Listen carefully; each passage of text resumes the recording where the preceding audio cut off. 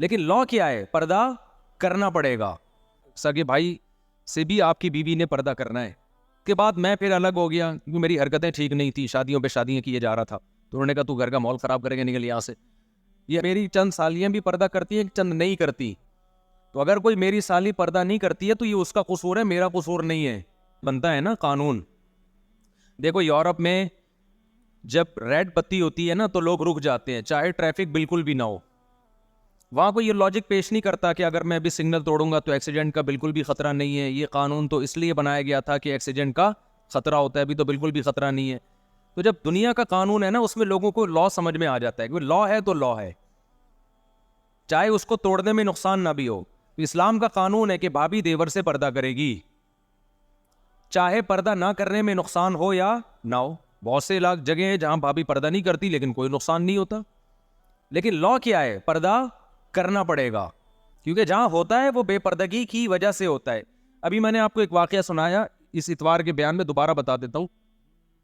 ہمارا یہ گارڈ ہے نا شمس, یہ نہیں دوسرا والا, اس کے گاؤں کا بھی چند مہینے پرانا واقعہ ہے.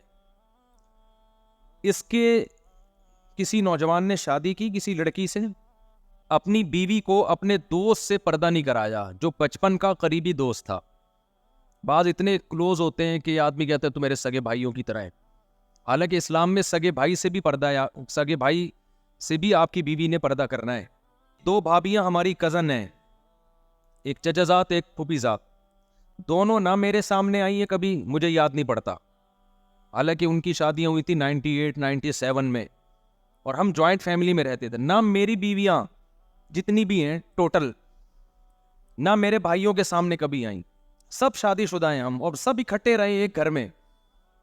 پہلے تو جوائنٹ فیملی میں ہم رہتے تھے نا, وہ تو اب ہمارے بچے ہوتے گئے تو ہم اب کہاں ایک ہی جگہ تھوڑی رہیں گے اتنے.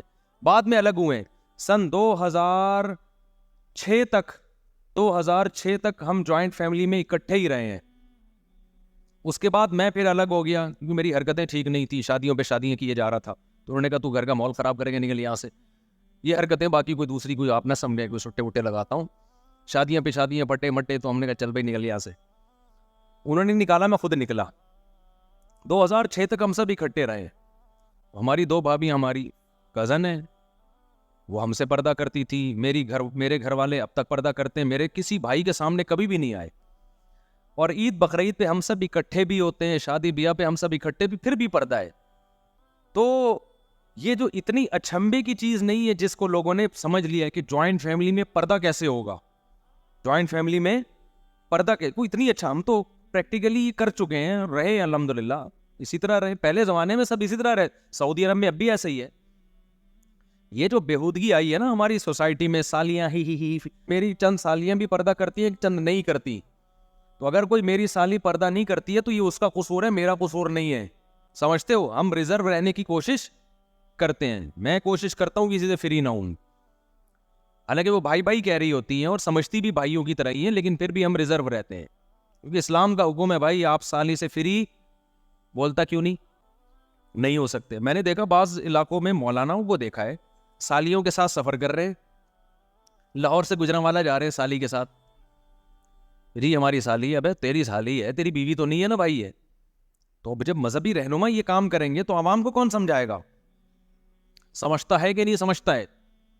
تو بھابی ہے, سالی ہے, اسی طرح سالی کو لازم ہے بہنوئی سے پردہ کرے, بھابی کو لازم ہے دیور سے پردہ کرے. یہ بڑا خوبصورت ماحول اسلام نے ہمیں بنا کے دیا. تو ہمیں تو بڑا اب تک وہ یاد آتا ہے, اتنا اچھا ماحول تھا. ہم اب بھی ہے الحمدللہ پردے کے حساب سے.